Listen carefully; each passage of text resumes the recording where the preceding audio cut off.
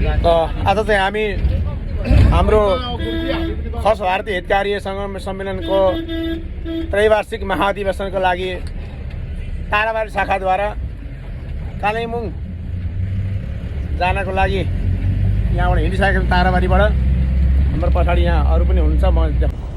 हाम्रो सोमनाथ गुरुजी हुनुहुन्छ, हाम्रो चित्त विष्टजी हुनुहुन्छ। खै यता सबैजना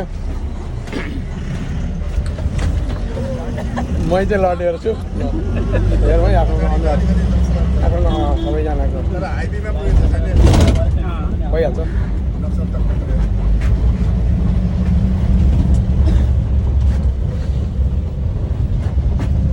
दाजु जय खस जय खस जय खस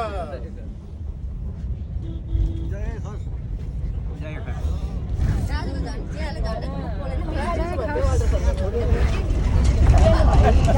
जय खस जय खस।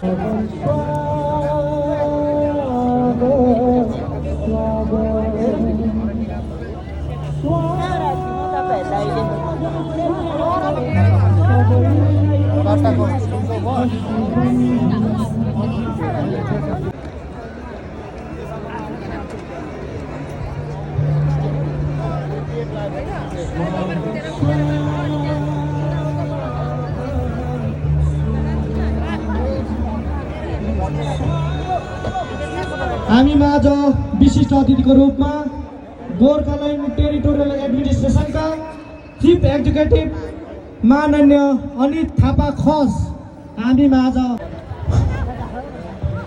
आजका प्रमुख अतिथि सिक्किम सरकारका पूर्व राज्य सूचना आयुक्त एक सहस्टा सिपी ढकालजी हुनुहुन्छ।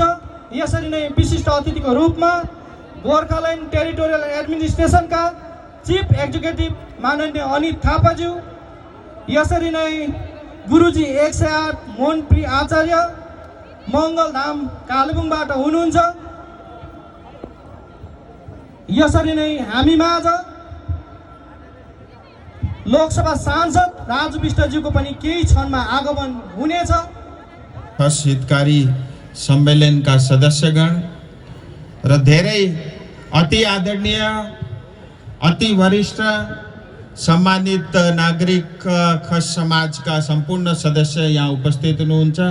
सम्पूर्णलाई न्यानो अभिवादन र अघि भने जस्तै निकै बलियो नै रहेछ खस हितकारी, किनभने आज सायद 6 साल बादमा अनित थापाज्यू र म सायद सँगै एउटै मञ्चमा छौँ।